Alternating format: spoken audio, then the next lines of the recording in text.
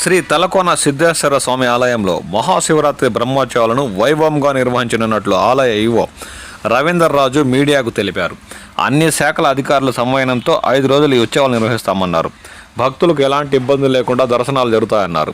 ఈ కార్యక్రమంలో తిరుపతి డీఎస్పీ ప్రసాద్ రావు మాట్లాడుతూ శాంతి భద్రతలకు భంగం కలగకుండా ప్రత్యేక చర్యలు తీసుకుంటామని ఆయన పేర్కొన్నారు. మహాశివరాత్రి సందర్భంగా అధిక సంఖ్యలో భక్తులు వచ్చే అవకాశం ఉండడంతో తలకోన జలపాతం వద్దకు భక్తులకు అనుమతులు నిరాకరించినట్లు అధికార వర్గాలు పేర్కొన్నాయి.